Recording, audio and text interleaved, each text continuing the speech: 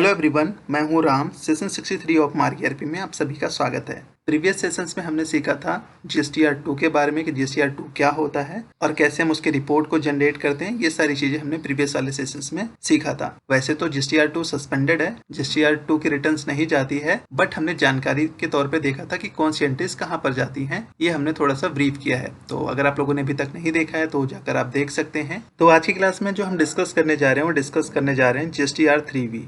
मतलब GSTR return 3B होती क्या है ये देखेंगे हम। साथ में कैसे हम मार्क सॉफ्टवेयर के अंदर किस तरीके से जनरेट करते हैं GSTR3B, जो कि आप जेसन के थ्रू सीधा पोर्टल पर भी अपलोड कर सकते हैं, या अगर आप मैनुअली देखना चाहें तो मैनुअली भी किस तरीके से रिपोर्ट देख सकते हैं। वो सारी चीजें आज की क्लास में हम डिस्कस करेंगे। लेकिन उससे पहले हम बात कर लेते हैं कि GSTR3B होता क्या है। अगर मैं सिंपल शब्दों में कहूँ तो GSTR3B जो होता है वो क्या होता है, एक समरी होती है रिटर्न्स की, जो कि आपको एवरी मंथ और क्वार्टरली के बेस पर आपको फाइल करनी होती है। इसके अंदर कौन कौन सी डिटेल्स होती है, इसके अंदर आपकी सेल की डिटेल्स होती है, परचेज की डिटेल्स होती है, जीएसटी कितना पेबल बनता है, कितना आपने एडजस्ट किया है, इनपुट टैक्स क्रेडिट, ये सारी डिटेल्स होती है GSTR3B के अंदर। कितना आपने क्लेम किया है, कितना रिड्यूस किया है, वो सारी चीजें होती हैं। इसको आपको जो रिटर्न्स फाइल करनी होती है एवरी मंथ, अगर आप फाइल करते हैं तो नेक्स्ट मंथ कब तक की फाइल हो जानी चाहिए, ये 20 तारीख से पहले पहले फाइल हो जानी चाहिए, नहीं तो आपको पेनल्टी भी भरना पड़ सकता है। ये हमने GST रिटर्न्स वाली क्लासेस में देखा था,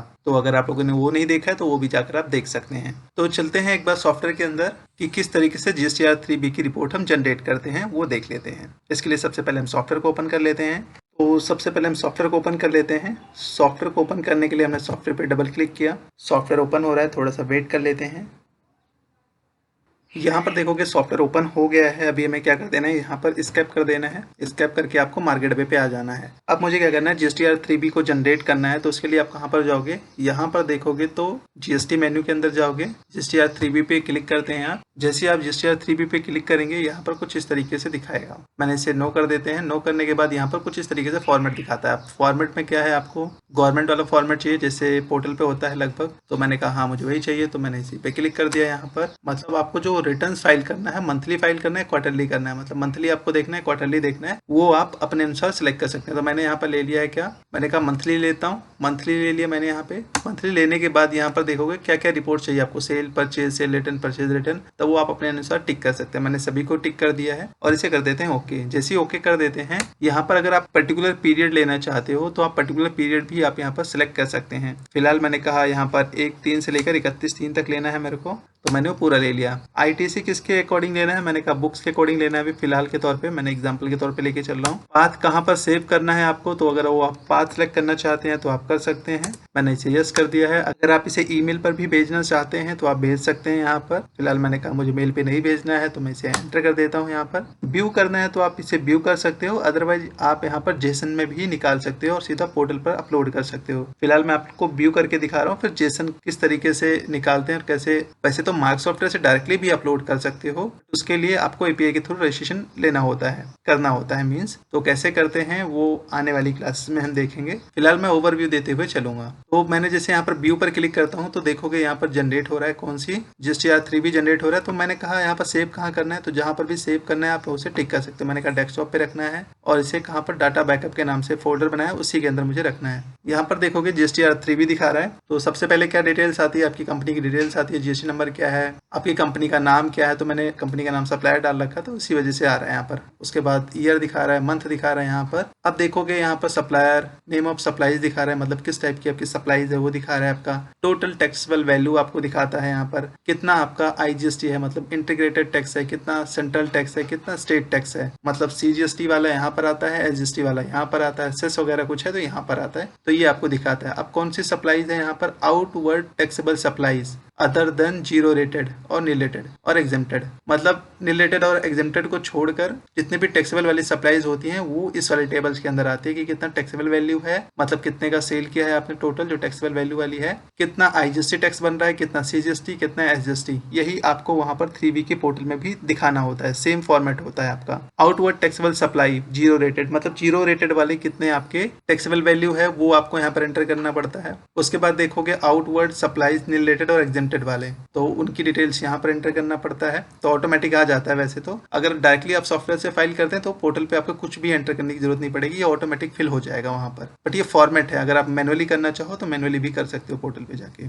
invert supply liable to reverse charge, reverse charge वाले आपको यहाँ पर दिखाता है, जो अपने परचेज करते टाइम रिवर्स चार्ज हुआ होगा वो आप का यहाँ पर दिखाता है। इसके बाद देखोगे नॉन जीएसटी आउटवर्ड सप्लाई, मतलब जिस पर जीएसटी एप्लीकेबल नहीं हुआ है तो वो कितनी सप्लाई है वो आपका यहाँ पर दिखाएगा। इसके बाद देखोगे नीचे आते हो आप, यहाँ पर क्या दिखाता है, मैं आपको थोड़ा नीचे लेके चलता हूँ।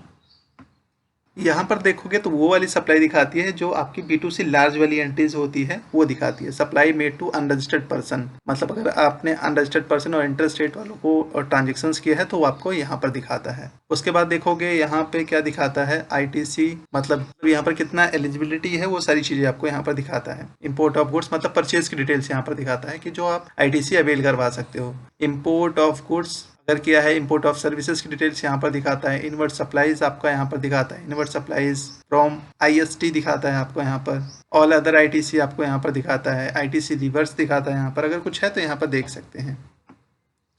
यहाँ पर देखोगे तो हमने GSTR1 के अंदर पूरी डिटेल्स फिल कर रखी थी, इसी वजह से यहाँ पर पूरी डिटेल्स भी आ रहा है। अगर परचेज की भी एंट्री हम पास कर देंगे तो उसके अनुसार यहाँ पर भी दिखेगा वो भी।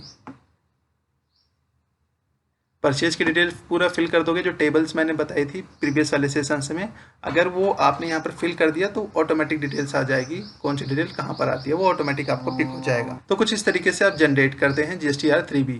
मैं इसे कर देता हूँ बैक। अगर आपको जेसन फाइल के अंदर जनरेट करना है इसी को, तो कैसे जनरेट करेंगे, आप यहाँ पर GSTR3B पे जाते हैं, नो कर देंगे, फॉर्मेट ले लेंगे मंथ। यहाँ पर पीरियड आप सिलेक्ट करना है तो पीरियड सिलेक्ट कर सकते हैं, एंटर करोगे। एंटर करने के बाद यहाँ पर देखोगे तो पूछता है कि सेव आपको करना है। सेव करना है तो आप यहाँ पर यस कर देंगे।